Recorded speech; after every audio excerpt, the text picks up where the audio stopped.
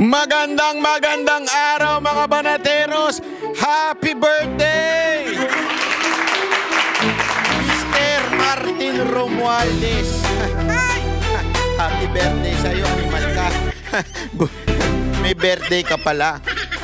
Anyway, happy birthday sa'yo. Happy birthday sa'yo dahil ngayong araw na ito talaga nga namang wapak na wapak ang birthday mo. Sigurado ako sa'yo, ikaw ay lumuluha sa tuwa dahil birthday mo. Kayo naman. Gago! Huwag naman kayo gayaan. Hindi, alam mo mga kababayan, Eto lang. Grabing birthday yun, ano? Talagang, ito ay, wala na ho itong paligoy-ligoy yung ginawa ni Zaldico. Diba? Oy, Zaldico. Uwi ka na, di na ako galit. Uwi na. Oh. Hindi na tayo away-away. Bati na tayo, Zaldico. Pwede ba paki-contact naman yung abogado ko? Kilalan mo naman yung abogado ko eh. Diba? Nag-meet yung abogado ko tsaka abogado mo eh. Interview naman kita, yung no holds bar. Diba ayaw ka naman palabasin sa Zoom ng ni Lacson at tsaka ni Soto. Pinoprotektahan nila yung amo nila. Sa akin ka nalang lumabas. Diba? Huwag ka mag-alala, hindi kita babatikusin. Ilahad mo ang gusto mong lahat, ilahad. Sabihin mo para makita natin kung talaga kasi ngayon ikaw na target. Actually naman noon pa target ka na. Pero hindi ka pinauuwi. Ngayon mukhang pauuwiin ka na. Parang may balak sa'yong gawin. Yung ginawa nila noon kay kaya lang. Parang gusto kang pauwiin ngayon eh. Hindi, di ba kasi kung mapapansin ninyo ang dami nang nananawagan na siya po ay kansilahin ng passport. Yeah? Ang daming dahilan ni Marcos. Gumaganon sila, bumubula bibig ni Marcos. Pero ngayon mga kababayan, talagang gusto na siyang pauwiin. Umuwi ka na! Kung talagang totoo yung sinasabi mo, umuwi ka na! Diba? Ngayon, init na ulo nila sa'yo. Abay, parang sabi nga ng abogado mo, may gustong bumaril sa'yo. Sabi ng abogado mo, diba? Sabi mo rin naman sa yung testimony, parang may gustong pumatay sa'yo. Mga kababayan, protektahan natin si Zaldico pagdating dito. Protect Zaldico. Ayop. Hindi, di ba kasi ngayon tila galit na galit sa'yo ang administrasyon. At hindi lang administrasyon ang galit na galit sa'yo, pati yung mga pinklawad. Inis na inis sa'yo. Sabi ko, anak ng tutsang kalabaw, oo. Dati, gustong ito mga pinklawan, di ba? Yung mga lalo na yung mga Gen Z, kanta ng kantang, ikulong na yan, mga kulangot, ikulong na yan. Ngayon, nagsalita ka na. Sinabi mo na talaga kung sino ang mastermind. Pero galit sila sa'yo. Gago! Sandali, banat bay. Paano yung mga akusasyon ng iba dyan? Na, itong mga DDS na ito, galit to dati kay Zaldico. Ngayon, kakampi na nila. Ulol! Sa mga pinklawan at mga Gen Z at yung mga vlogger nyong bayaran, hindi po namin kakampi si Zaldico. Ang sinasabi lang natin, pakinggan natin yung sinasabi niya kasi wala nang ibang masasabi nating nakakaalam ng talagang nangyari dito sa 2025 budget kung hindi yung chairman mismo ng appropriation dati, which is si Zaldico. Diba, akala ko ba gusto ninyong malaman ng katotohanan? Sinasabi nyo noon, umuwi ka na para sabihin mo ng lahat ng nalalaman mo, mga putangina nyo. Ganun na sinasabi nyo noon eh. Tapos nung nagsalita, ano sinabi nyo? Malabo si Marcos, malabo. Hindi kasali si Marcos dyan. Hanggang Romualdez lang may kasalanan. Di ba? Ganun ang ano nyo eh. Di ba? Ang mga tarantado, di ba?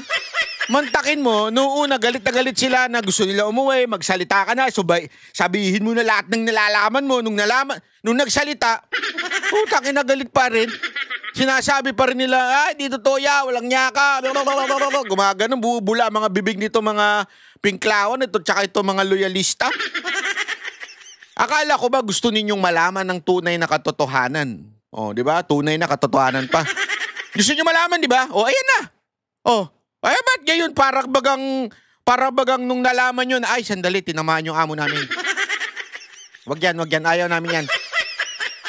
Sabi nga nung isang abobobo, kilala niyo yung abobobo na abogado na. Yung pangalan ba nung abogado na yon? Si ayokong banggitin kasi yung pangalan niya, ano yun eh, kabanal-banal yung pangalan niya, pero yung ano niya, yung ugali niya, ugaling tae. Sabi ba naman nung isang abogado na yun, ang pangalan nun, si abogado,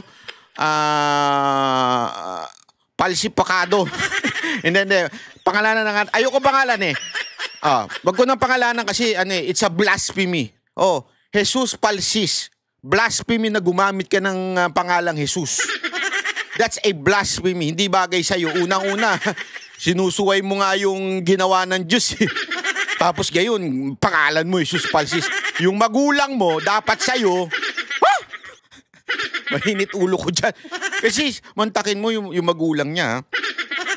Papangalanan namin ikaw, Jesus Palsis. Diba? Para talagang kabanal-banal. Lumabas ka. Biglang, anyari? Ba't naging gayaan? Di ba? Bakit? Akala ko ba banal? Tapos biglang, Jesus Palsis, biglang, yung hindi nilikha, ginawa mo. Ang sabi ba naman ni Jesus Palsis? Ito sabi niya, ilalagay natin yan dito para malinaw, ha. Kasi ito isang bagay na sabi ko nga katawa-tawa. Katawa-tawa in a sense na ano ba gusto ninyong malaman? Ano ba gusto ninyo? Titiisin niyo yung suka? Titiisin niyo korupsyon dahil lang sa sariling interest ninyo? As early as now, even if BBM is guilty, I will not support ay Marcos resign or aus Marcos ko. Hindi matarok ng aking matalinong isip. Hindi matarok eh. Bakit? As early as now, even if kahit pa guilty si Marcos. Sabi niya yan Tinagalog ko lang. Kahit pag guilty si Marcos, ayaw ko siyang mag-resign. Putang inang yan. Gago. Diba?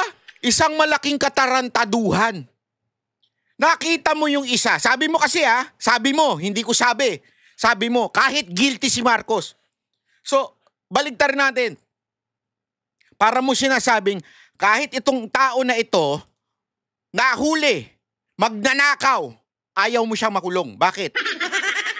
Kasi, makikinabang si BP. So, ibig mo bagang sabihin, titiisin mo na may isang magnanakaw kasi nga guilty. Sinabi mong guilty if ever guilty. Di ba?